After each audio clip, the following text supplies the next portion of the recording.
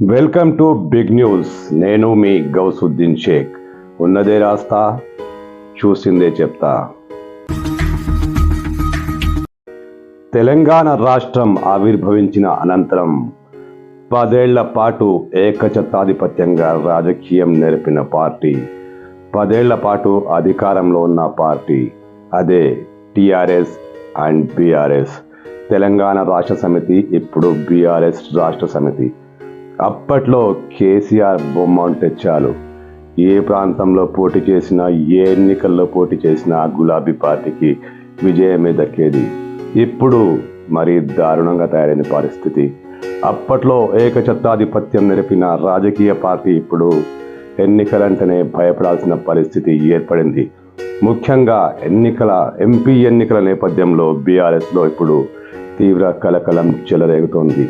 కేసీఆర్ బొమ్మతో గెలవడం కష్టమంటూ BRS cadre దాదాపు డిసైడ్ అయింది. కేటీఆర్ పై కూడా ఏమాత్రం నమ్మకం లేదంటూ క్యాడర్ మొహం మీదే చెప్పేస్తుందట. అంటే ఎంపీ ఎన్నికలకు బీఆర్ఎస్ ఏమాత్రం సన్నద్ధంగా ఉందో ఇట్టే అర్థమవుతోంది. అసెంబ్లీ ఎన్నికల్లో ఓడిపోయి 39 స్థానాలకే పరిమితమైన ఈసారి ఎంపీ ఎన్నికల్లో మాత్రం సత్తా చాటాలని బీఆర్ఎస్ అగ్రనాయకత్వం వ్యూహాలు రచిస్తోంది.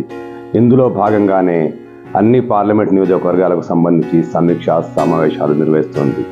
కనీసం 16 సీట్లు దక్కించుకోవాలని ఆ పార్టీ డిసైడ్ అయింది. 16 సీట్లు అంటే ఒక సీటు మిత్రపక్షం ఎంఐఎంకు కేటాయిస్తారన్నమాట.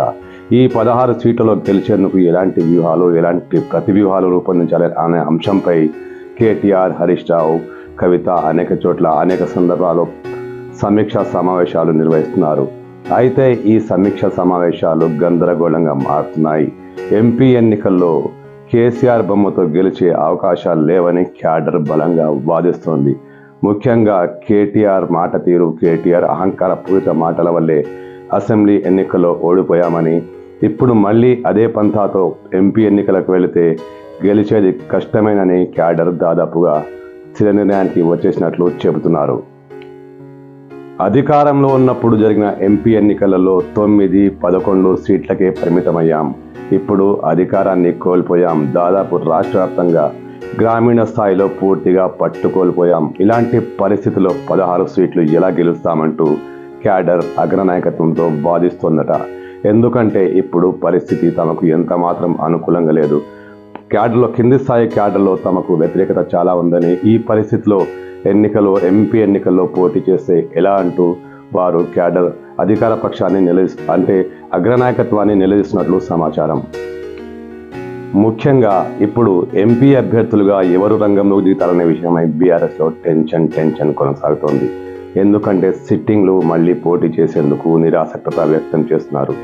సీనియర్ లీడర్లు కూడా తాము లీడర్లుగానే ఉంటాం తప్పిస్తే ఎన్నికల్లో పోటీ చేయమంటూ వాళ్ళు వెనుకడుగేస్తున్నారు. ఎందుకంటే రాష్ట్రంలో రాజకీయ వాతావరణం పూర్తిగా మారిపోయింది. కాంగ్రెస్ బలం పుంజుకుంది. అనేక నియోజకవర్గాలలో ఎంపీ ఎన్నికల్లో అసెంబ్లీ ఎన్నికల ఓట్ల శాతం విశ్లేషిస్తే ఇప్పుడు ఎంపీ ఎన్నికల్లోనూ కాంగ్రెస్దే పై చేయిగా ఉంది. దీనికి తోడు బీజేపీ కూడా చాలా దూకుడు మీద ముందుకు సాగుతోంది. ఈ పరిస్థితుల్లో కాంగ్రెస్, బీజేపీల మధ్య పోటీ ఉండే వాతావరణం ఉంది. ఇలాంటి పరిస్థితుల్లో పోటీ చేస్తే డబ్బులు దండగ తప్ప విజయం సాధ్యం కాదని సీనియర్ నేతలు పార్టీ నాయకత్వానికి విశ్లేషిస్తున్నారు. అయితే కొంతమంది ఒక ఆమోదయోగ్యమైన పరిష్కారంతో ముందుకు వస్తున్నారట. బీఆర్ఎస్ పార్టీ సమీక్షా సమావేశాల్లో దీనిపై చర్చ జరిగినట్టు చెబుతున్నారు. ఎంపీ ఎన్నికల్లో మొత్తం అయ్యే ఖర్చు మొత్తం పార్టీ భరిస్తే పోటీ చేయడానికి తాము సిద్ధంగా ఉన్నామని కొందరు నేతలు ప్రతిపాదించినట్లు చెప్తున్నారు. అంటే పైసా ఖర్చు చేయము, సొంతంగా రూపాయి ఖర్చు చేయము, మొత్తం ఫండ్స్ మొత్తం పార్టీ నుంచి రావాలి. కార్యకర్తల నుంచి పార్టీ ప్రచారానికి అయ్యే ఖర్చు మొత్తం పార్టీ భరిస్తే పోటీ చేసేందుకు సిద్ధంగా ఉన్నామని కొంతమంది నేతలు బీఆర్ఎస్ అగ్రనాయకత్వానికి ప్రతిపాదించినట్లు చెప్తున్నారు. అంటే డబ్బులు దండగాని బీఆర్ఎస్ నేతలు దాదాపు డిసైడ్ అయిపోయారు. ఎన్నికల్లో పోటీ చేస్తే ఓటమి తప్ప విజయానికి కనీసం సమీపం కూడా వెళ్ళలేని పరిస్థితిలో ఉన్నామని బీఆర్ఎస్ నేతలు ఒక అంచనాకు వచ్చారు. గత 10 ఏళ్ల రాజకీయ చరిత్ర తెలంగాణ రాజకీయ చరిత్రను చూస్తే కేసీఆర్కు ఎదురు లేదు. కేసీఆర్ బొమ్మ పెట్టుకుంటే ఎలాంటి ఎన్నికల్లోనైనా పోటీ చేసి గెలవచ్చు. అనే ఒక అభిప్రాయం ఉండేది. అందుకే చాలామంది నేతలు కింది స్థాయి నుంచి, గల్లీ స్థాయి నుంచి రాష్ట్ర స్థాయి వరకు నేతలు ఏదో ఒక ఎన్నికలో పోటీ చేసి గెలుపొందాలని తహతహలాడేవారు. కానీ ఒక్క పరిణామం, అసెంబ్లీ ఎన్నికల్లో బీఆర్ఎస్ చతికిల పడిపోయింది. దీంతో క్యాడర్ మోడ్ కూడా మొత్తం మారిపోయింది.